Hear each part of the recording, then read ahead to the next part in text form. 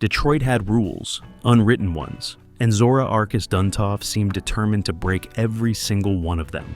In an era when America's automakers publicly vowed to stay out of racing, he quietly turned the Corvette into something far more dangerous than anyone at Ford, or even GM, expected. Whispers spread through engineering halls, rumors of a mysterious upgrade no one would officially admit existed.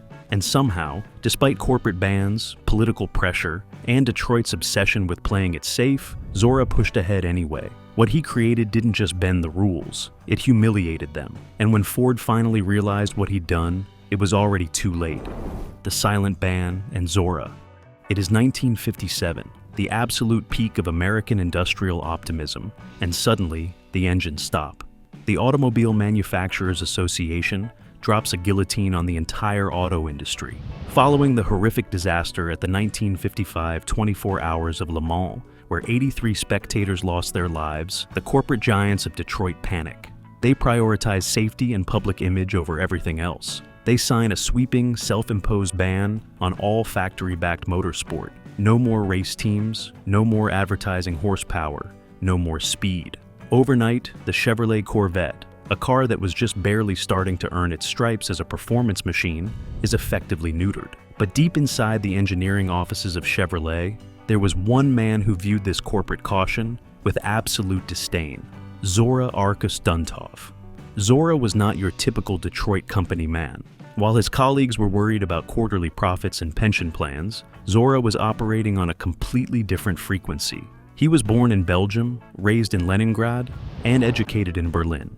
He had arranged his family's escape from the Nazis and founded a war munitions company. He wasn't just an engineer, he was a survivor and a pure-blooded racer. Think about the contrast in perspective here. The executives at GM saw cars as appliances for the suburbs. Zora saw them as weapons for the track. He had spent 5 years driving at Le Mans, taking class victories for Porsche in 1954 and 1955. He knew exactly what it took to win on the world stage, and he knew the Corvette wasn't there yet. Ed Cole, the general manager of Chevrolet, famously noted that Zora managed to bootleg more hardware through the company than anyone else in history. That word bootleg is important. It implies that the father of the Corvette was effectively running an illegal operation inside his own company.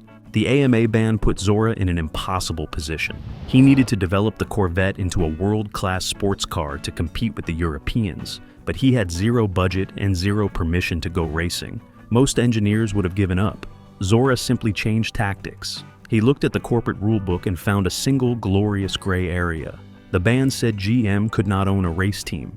It said they could not advertise racing, but it did not technically say they couldn't sell heavy-duty parts to customers who happened to be racers.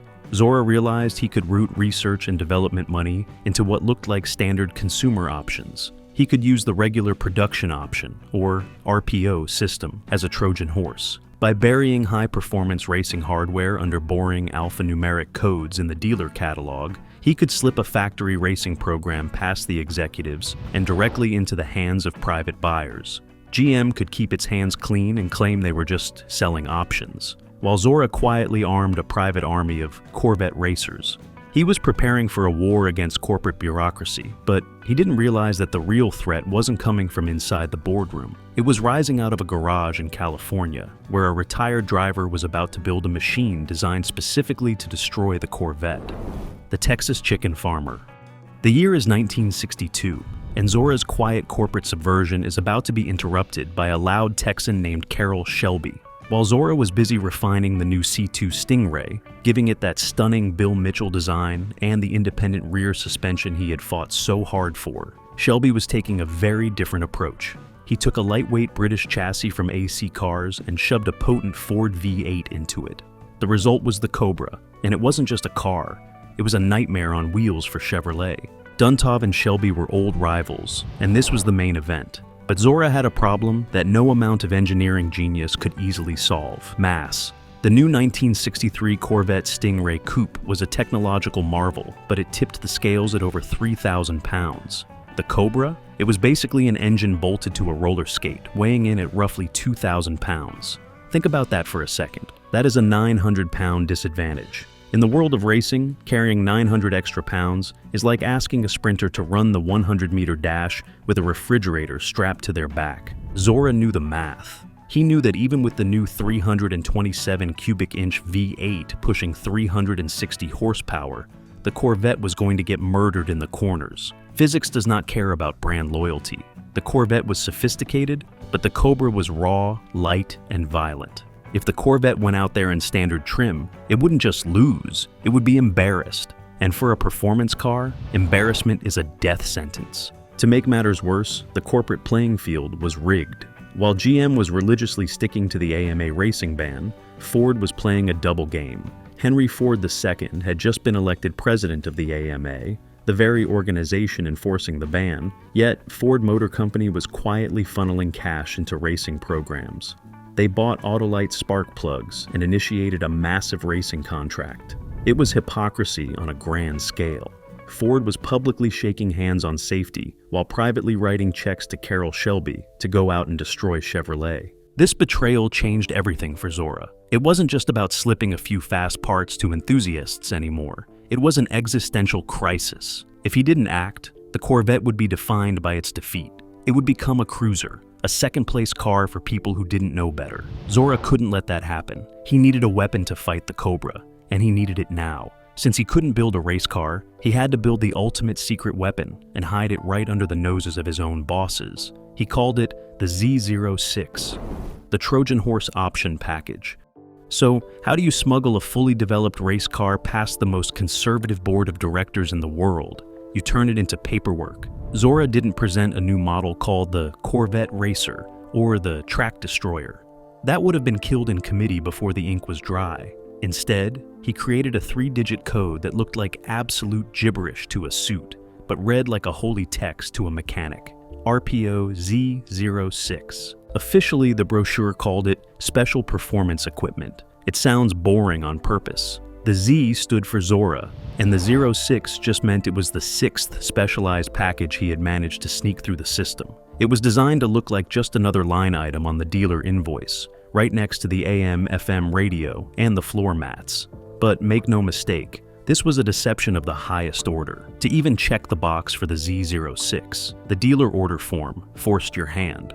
You couldn't just get this package with any engine. You were legally required to spec the top-tier RPO L84 V8. This was the legendary 327 cubic inch small block, screaming out 360 horsepower. But the horsepower wasn't the point, the fuel delivery was. In 1963, almost everything on the road used a carburetor. But Zora knew that carburetors have a fatal flaw on a racetrack. They rely on float bowls to hold fuel before it mixes with air. When you throw a car into a corner at high speed, pulling intense lateral G-forces, the fuel in those bowls sloshes to the side, the jets go dry, the engine sputters and dies right when you need power the most. It is called fuel starvation, and it loses races. The L84 used the Rochester Ramjet mechanical fuel injection system. It didn't care about gravity. It didn't care about G-force. It force-fed fuel into the cylinders with mechanical precision. This wasn't about gas mileage. It was about keeping the engine alive while sliding sideways at 100 miles an hour. Zora knew that if regular people bought this car, they would hate it. It was stiff, loud, and aggressive. So, he implemented a brilliant filtering mechanism. He used the price tag as a weapon.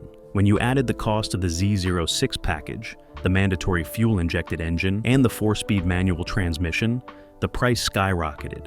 It effectively taxed the car out of the range of the casual poseur. If you were willing to pay that much extra for a Chevy, you weren't driving to the country club. You were driving to the grid. The final piece of this covert operation happened in September 1962. Zora didn't trust the dealership network to get these first critical cars to the right people. He effectively seized the first batch of production. He called up the best Corvette racers in the country, men like Dave McDonald, Bob Bondurant, and Jerry Grant, and told them to get to the St. Louis factory. They didn't buy these cars off a showroom floor with balloons tied to the mirrors. They flew to the plant and took delivery out the back door. Dave McDonald took the keys to VIN hash 684, the first ever Z06. This wasn't a sales transaction. It was a mobilization. Zora was handing out rifles to his hand-picked soldiers, bypassing the entire corporate structure to build a factory race team that officially didn't exist. Anatomy of the big tank. If the fuel-injected engine was the heart of the Z06, the chassis was its skeleton, and Zora made sure that skeleton was made of iron. You have to realize that the standard 1963 Corvette was designed for comfort. It was a grand tourer meant for highways and boulevards. If you took a base model Stingray onto a track and threw it into a hard left-hander, it would lean. The body roll would be significant. It was soft. Zora knew that softness was the enemy of lap times, so the Z06 package threw comfort out the window. It mandated a suspension setup that was effectively punishing on the street. The front stabilizer bar was beefed up to 24 millimeters, nearly an inch of solid steel, designed to keep the nose flat. The springs and shock absorbers were swapped out for units that were nearly twice as stiff as the standard production parts. This wasn't about a smooth ride. It was about keeping the tires planted on the pavement when you were pulling 1.5 Gs. It transformed the car's behavior from a swaying boat into a precision instrument. But going fast is the easy part. Stopping is where races are won, and this is where the Z06 got truly radical. Standard cars used organic brake linings. They were quiet and worked well at stop signs. But if you use organic linings in a race, they get hot, they glaze over, and suddenly you have no brakes. It's called brake fade, and it's terrifying. The Z06 used RPO J65 sintered metallic brakes. These were linings made of fused metal powder. Here is the trade-off. When they were cold, like on a morning commute, they were terrible. You had to stand on the pedal to get the car to stop. But when they got hot, and we mean glowing red hot, they bit like a junkyard dog. They were immune to fade. Zora also added a vacuum brake booster and a dual reservoir master cylinder. That dual reservoir was a safety redundancy. If a brake line snapped at 150 miles per hour, you still had half your braking system. That isn't a feature for a grocery getter. That is a survival mechanism for endurance racing. However, the smoking gun, the piece of hardware that proved beyond a shadow of a doubt that Zora was building a Le Mans contender, was RPO N03, the big tank. The standard Corvette carried about 20 gallons of fuel. That is fine for a road trip. But in an endurance race like the 12 hours of Sebring or the 24 hours of Le Mans, fuel is time. Every time you pull into the pits to refuel, you are stationary. You are losing laps. Zora wanted to keep the car on the track as long as physically possible. So, he offered a massive 36.5-gallon fiberglass fuel tank. Just picture that for a moment. A 36-gallon tank takes up an enormous amount of space. It filled the entire rear storage area behind the seats. It turned the Corvette into a rolling bomb with 250 pounds of gasoline sitting right over the rear axle. It ruined the luggage space. It made the car heavier at the start of a stint and significantly lighter at the end, changing the handling balance lap after lap. No rational human being would order this for a street car. It was useless for daily driving. It existed for one reason only, to stay out on the Mulsanne straight, while the Ferraris and Cobras were stuck in the pits. The production numbers tell the whole story. Chevrolet built over 21,000 Corvettes in 1963. They built only 199 Z06s, and of those, only 63 were brave enough to order the big tank. That number, 63 cars, represents the true, hardcore racing fleet. When you look at the spec sheet, the difference is undeniable. The standard car had a carburetor, soft springs, and a small tank. The Z06 had fuel injection, rock-hard suspension, metallic brakes that only worked when they were on fire, and a fuel tank the size of a bathtub. Duntov wasn't just offering better parts. He was using the dealer order form to assemble a fully documented competition car, piece by piece, right under the eyes of the corporate accountants. The Riverside Showdown and Survival. The sheer performance of the Z06 was staggering for the era, with the fuel-injected Stingray hitting 60 miles per hour in under 6 seconds. But the most important number attached to this car isn't the acceleration time, it is the production count. In 1963, Chevrolet produced over 21,000 Corvettes, yet only 199 of them were Z06s. That is less than 1%. This was intentional scarcity. The high price tag of the package acted as a relentless filter, effectively barring casual enthusiasts from ownership. Zora used the cost to ensure that these cars didn't end up cruising down Main Street, but ended up exactly where they belonged, on the starting grid.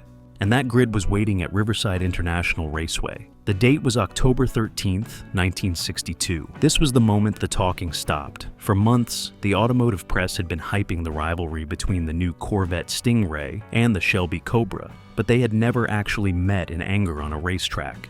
Duntov knew the importance of this debut.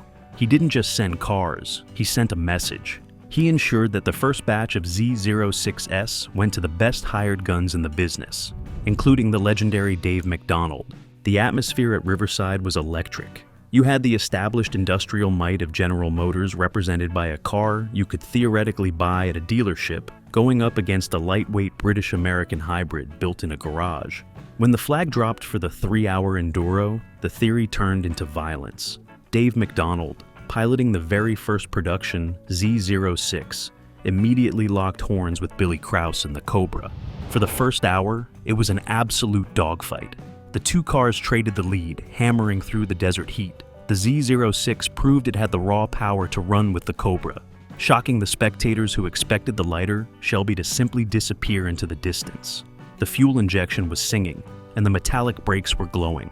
But then, physics intervened. The brutal reality of racing a production-based car against a purpose-built racer began to show. The Z06 was fast, but it was heavy.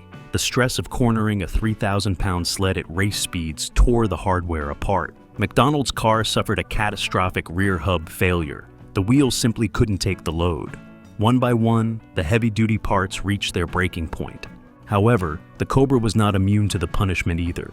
Billy Krause's machine failed just 90 minutes in with a broken steering arm. It became a war of attrition. While McDonald was out, another Z06 was still running. Doug Hooper, driving a Z06 entered by Mickey Thompson, managed to keep his machine together. He didn't just survive, he thrived. Hooper crossed the finish line to take the overall victory, beating every Porsche and Jaguar in the field. The headline was incredible. In its very first race, a Corvette Z06, a car ordered through the mail, had defeated the Shelby Cobra. It was a massive validation for Zora's RPO strategy. He had proven that he could build a winner despite the corporate ban, but as the champagne sprayed, Zora wasn't entirely satisfied. He had seen the wheels shearing off. He had seen the tire wear. He knew that while they had won the battle, the war was going to be much harder. The Z06 was a triumph of will, but it was still too heavy. To truly kill the Cobra, he would need something radical. He would need to stop upgrading a street car and start building a monster. The Grand Sport Gamble. Riverside was a victory, but for Zora Arkus-Duntov, it was a terrifying wake-up call. The champagne had barely dried when he looked at the engineering data and realized the hard truth.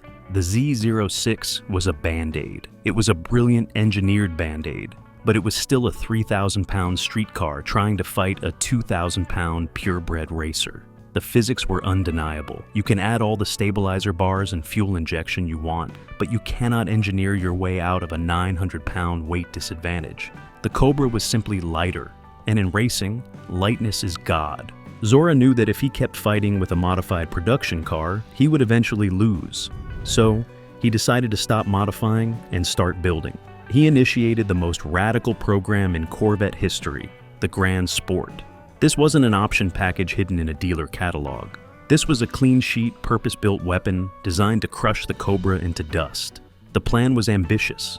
Build 125 ultra-lightweight cars to satisfy the FIA homologation rules for the GT class.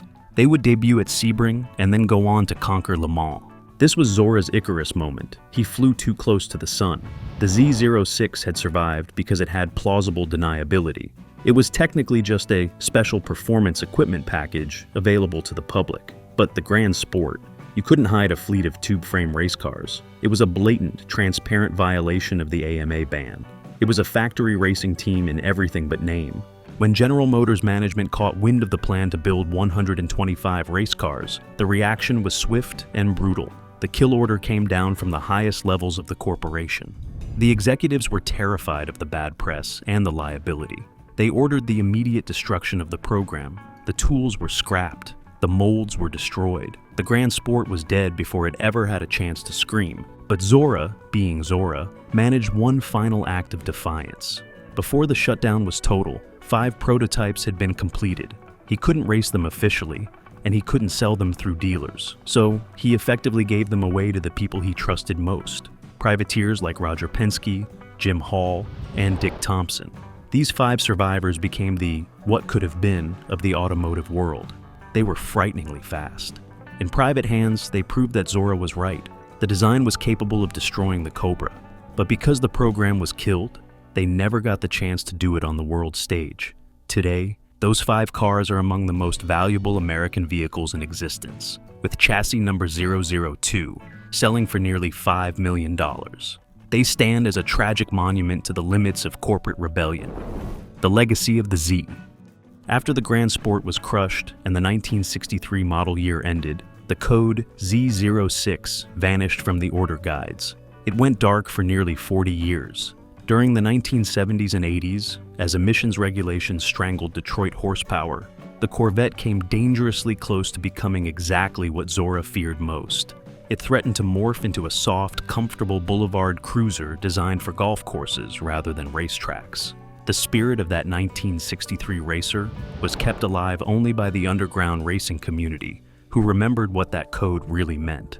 But a legacy that volatile does not stay buried forever. At the turn of the millennium, with the C5 generation, Chevrolet finally stopped apologizing for performance. They revived the badge. The return of the Z06 was not just a nostalgia play, it was a declaration of war. It signaled that the Corvette was returning to its roots as a rigid, uncompromising track weapon. If you look at the modern Corvette today, specifically the mid-engine C8 Z06, you are witnessing the final vindication of Zora Arkus-Duntov. You have to remember that Zora spent the entire second half of his career fighting to put the engine in the middle of the car. He built research vehicles like the Serv 2 in 1964 to prove that the driver needed to sit in front of the engine for perfect balance. The executives fought him on it for decades. They said it was too expensive. They said the buyers wouldn't understand. They were wrong. The C8 Z06 is the spiritual successor to that 1963 experiment. It features the mid-engine layout Zora dreamed of and the relentless focus on track dominance that defined the original RPO package. It is the car Zora was trying to build in 1963, finally realized 6 decades later. So when you look back at the 1963 RPO Z06, do not just see a rare classic car. See it for what it really was. It was a conspiracy. It was an act of corporate treason. By utilizing the mundane mechanics of the regular production option list, Zora Arkus-Duntov launched a clandestine factory racing program under the very nose of the AMA ban. He used the corporate system as a Trojan horse to inject a permanent virus of performance into the Corvette DNA. Without that secret upgrade, the Corvette might have faded into history as just another Thunderbird. Instead, it became an icon. The Z badge is not just a designation of horsepower. It is a lasting symbol of the triumph of will.